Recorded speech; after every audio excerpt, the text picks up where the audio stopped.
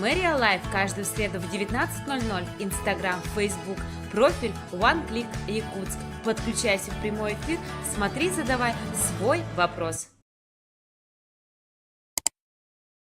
Добрый вечер, вы смотрите Мэрия Лайф, выпуск номер 17. С вами Марика Амосова. Еженедельно, каждую среду в 19:00 подключайтесь в прямую трансляцию в Инстаграме, профиль One Click Якутск, и задавайте свои вопросы. Мы их ждем. Сегодня на ваши вопросы ответит директор службы эксплуатации городского хозяйства Чикачев Виталий Семенович. Здравствуйте, спасибо, что пришли. Мы начинаем наш первый блок. Хотим рассказать о том, что выпуск делится на 3 блока. Первый блок – это отчет и вопросы от зрителей.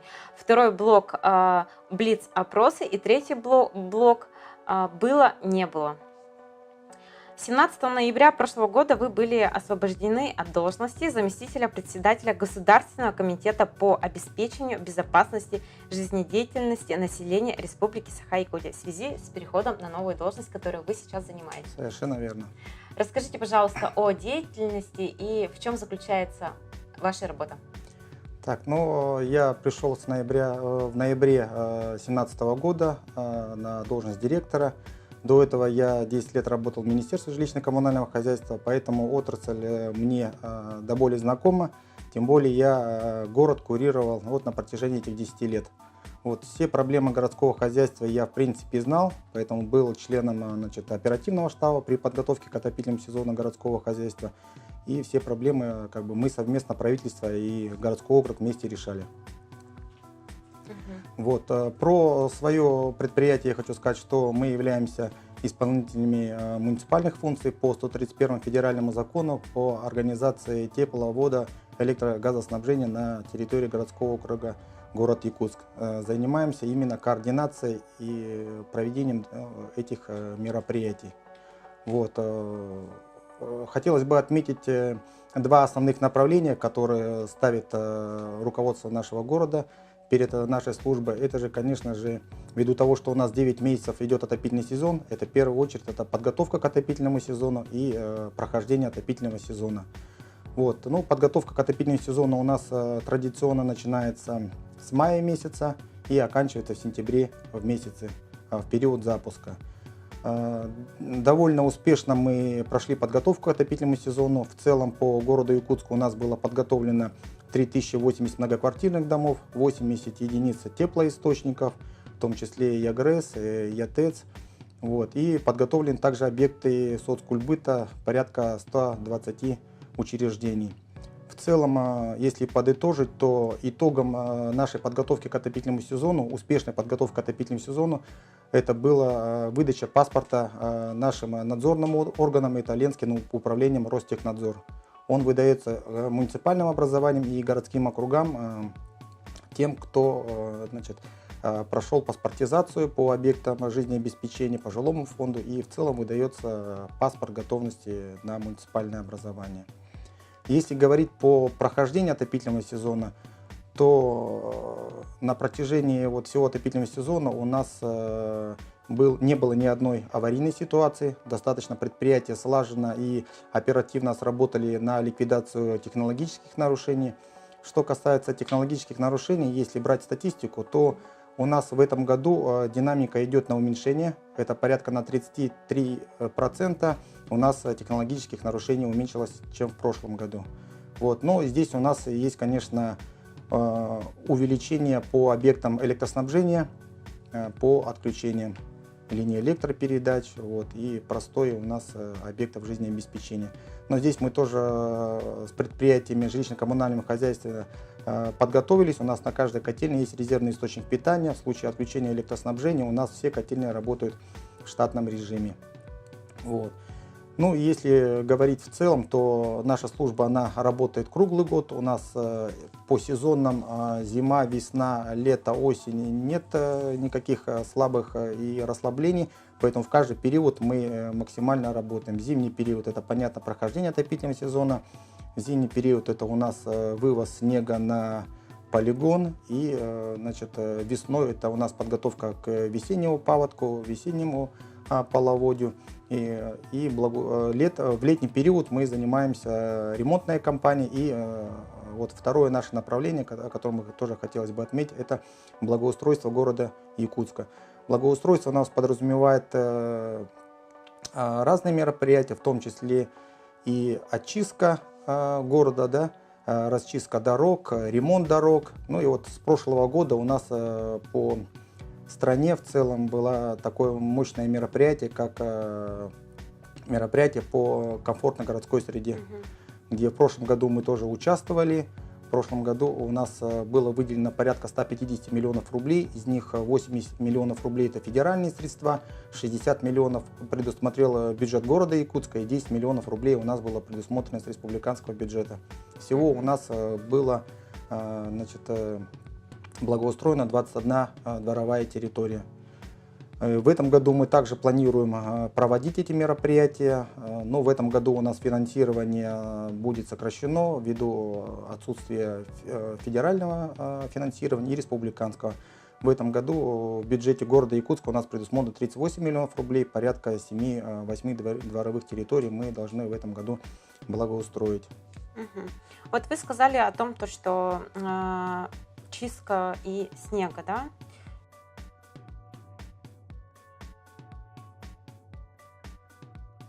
За прошлую зиму было вывезено 350 тысяч метров в кубе. Сколько же снега было в этом году? И тем более вот недавно осадки у нас выпали огромные. Да, на сегодняшнюю дату у нас порядка 280 тысяч кубов уже вывезено на полигон. Но мы практически уже думали, что снега не будет. И в конце марта месяца у нас норма осадка в двойном размере выпала. Сейчас мы видим, что коммунальные службы у нас круглосуточно работают. Основные, конечно, дороги, это дороги, которые находятся на балансе службы эксплуатации городского хозяйства, убирает наше подведомственное предприятие Якутдорстрой. Это основные магистральные улицы. Ежедневно у нас, когда массовое выпадание осадка выходит, у нас максимально выходит порядка 80 единиц. Работают у нас круглосуточно машины, как жители уже знают, и днем, и утром, и ночью можно увидеть работы. Вчера у нас было оперативное совещание у главы города Якутска, где из резервного фонда был выделен 1 миллион рублей для поддержки округов, где мы определили то, что на данные эти финансовые средства должны быть привлечено максимальное количество техники и в кратчайшие сроки до установления теплой погоды, чтобы не было потопов, снег, оставшийся, который выпал у нас в эти дни сверхнорматива, должны быть все вывезены. Поэтому мы задачу такую ставим, ежедневно мы контролируем. Понимание у всех есть, и у подрядных организаций есть, и, соответственно, конечно, у глав округов, которые данный вопрос контролируют и координируют, работают. По отчету указано, что в 2018 году запланировано установить 80 световых светильников с протяженностью линии 2800 метров, то есть это около 3.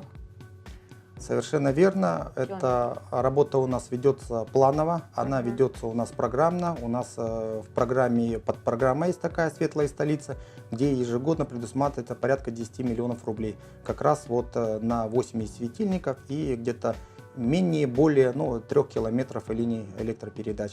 Эта задача выполнима, поэтому в летний период, после проведения определенных процедур, выявления подрядных организаций, у нас эти работы к началу отопительного сезона будут выполнены.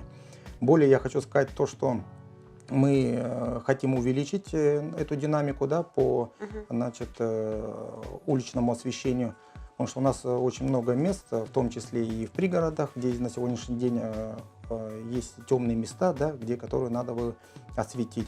Здесь мы уже привлекаем внебюджетные средства.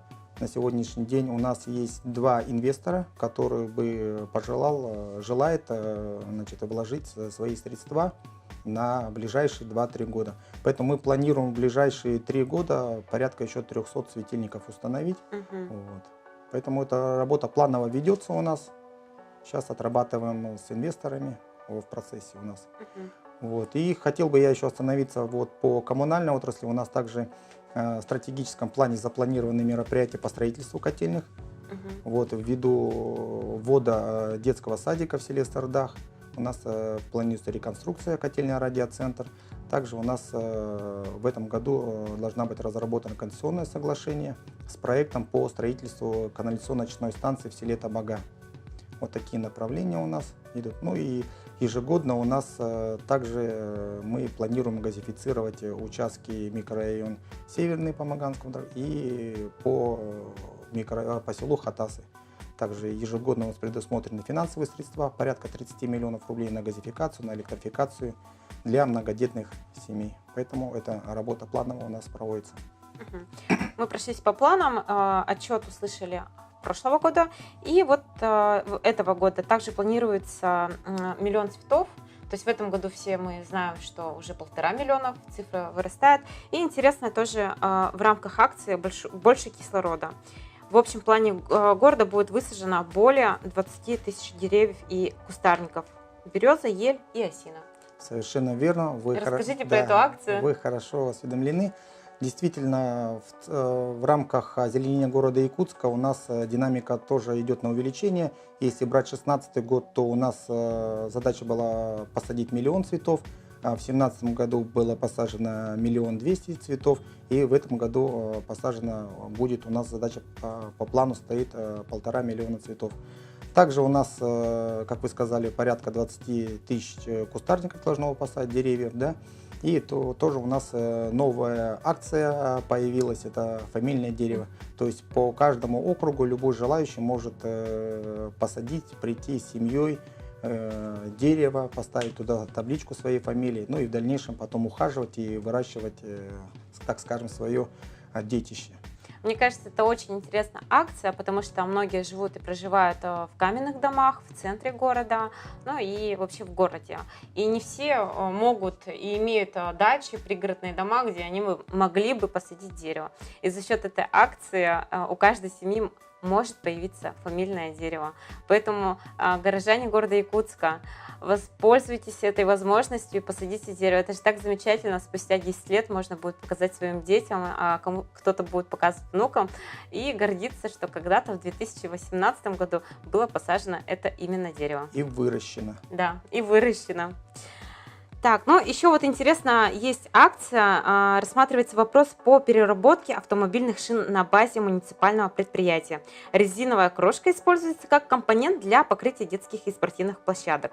В настоящее время сырье заводится в другие города. Также есть возможность использования резиновых крошки для повышения долгосрочности и качества асфальтовых дорожных покрытий. Эта акция, она только пока формулировку проходит? Да, она у нас планируется и проходит апробацию. Действительно, у нас в этом году Александр Сергеевич объявил, все мы знаем, год новаторства. Поэтому мы вносим вот такие идеи. Вот одна из новаторских идей у нас по как раз резиновой крошке. Ввиду того, что этот материал дорогой, его закупать надо с других городов, но при этом мы могли бы это сырье производить у себя на нашем муниципальном предприятии, на базе нашего предприятия Якутдорстрой. То есть из старых уже бэушных шин мы могли бы производить крошку и делать детские беговые дорожки на детских площадках.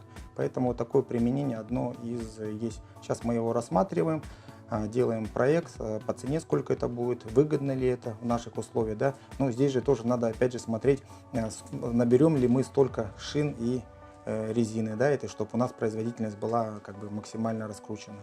Поэтому в этом направлении работаем, да, я думаю, в ближайшие 2-3 недели мы уже итоги подведем, если... То есть осталось совсем немного? Смысл, да, совершенно верно. Ну, в принципе, с отчетности, если есть у вас что-то дополнить, пожалуйста, и если нет, то мы могли бы перейти ко второму блоку. Ну, я думаю, достаточно плотно мы здесь пообсуждали все, да? Да, если, дорогие зрители, у вас будут вопросы, обязательно оставляйте в комментариях, мы обязательно ответим. Но мы приступаем к блиц-опросу. У нас подготовлено 18 вопросов. И первый. Кем вы мечтали стать в детстве? В детстве хотел милиционером быть. Так как вырос на фильмах, на детективах, поэтому мечта была быть гражданским, правоохранительных органах или военным. Хорошо. Какое качество вы цените больше в людях в первую очередь? Ну, качеств много. Наверное, добропорядочность. Угу. Третий. Каким вы видите Якутск через 5 лет? Каждый, наверное, из нас видит его красивым, зеленым и современным. Угу. Сколько лет исполняется городу Якутску в этом году? 386. Правильно. В прошлом году мы справляли юбилей. Самый дорогой подарок, который вы дарили? Ну, своей супруге, наверное. Лучшие ее друзья. Это бриллианты. Это бриллианты. Самый дорогой подарок, который вы получали? Ну, его описать нельзя. Это любовь. Любовь своих детей, любовь своей семьи, наверное. Угу. Любой детский подарок, который мне мои дети дарили. У меня их 5. Ничего себе. Да. Многодетный папа. Да. Что самое дорогое из предмета есть в вашей жизни? Предмета. Угу. Ну, в материальном плане, наверное, квартира. Угу. Какая у вас заработная плата? Хорошая, достойная. Сколько бы вы хотели получать? 6 нулями. Хорошо. Ради чего вы просыпаетесь каждое утро? Мотивация одна – это будущее моей семьи, поэтому надо работать, надо учиться, надо развиваться, чтобы содержать свою семью и чтобы благополучно в моей семье было. Угу. Во сколько просыпаетесь? В 7 утра мы по плану, садик, работа, все, детей поднять, помыть, покормить. Когда последний раз плакали?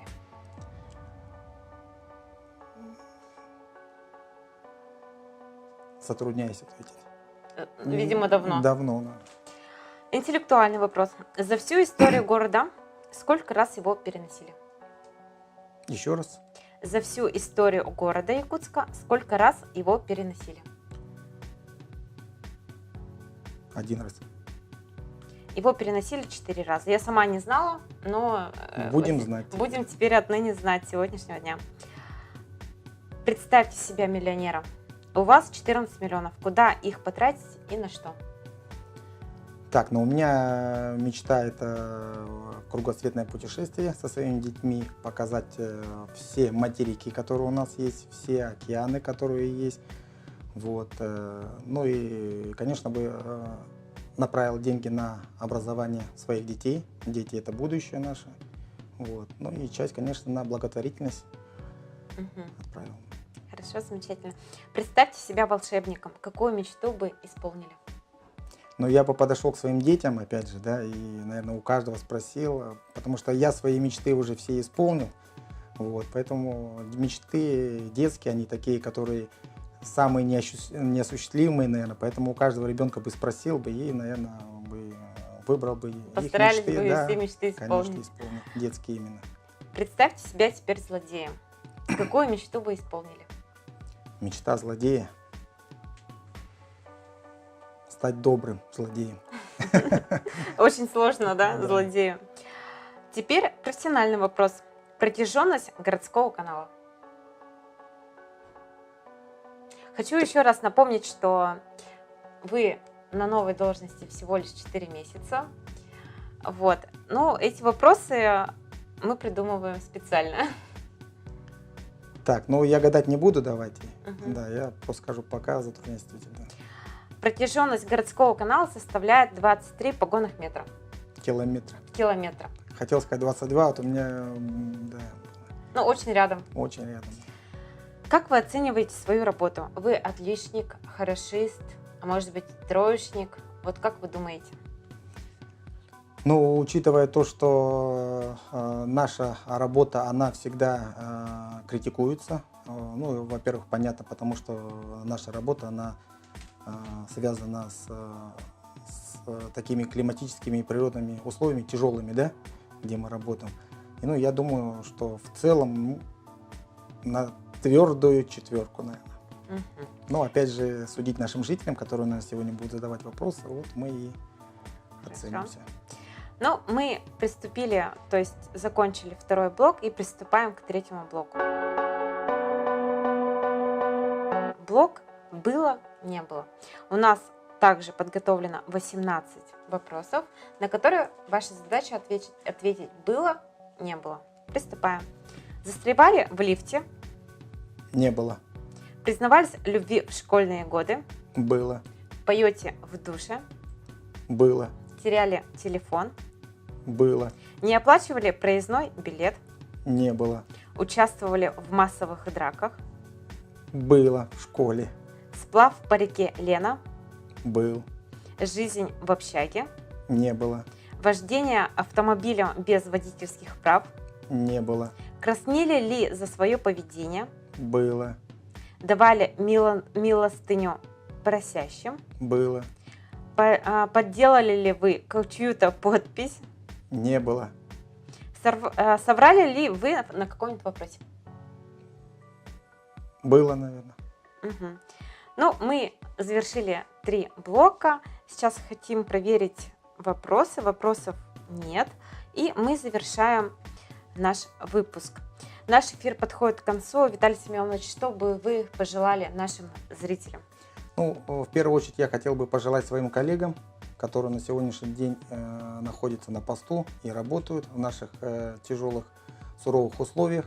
Хотелось бы пожелать им до конца пройти отопительный сезон безаварийно. У нас осталось буквально 2 месяца.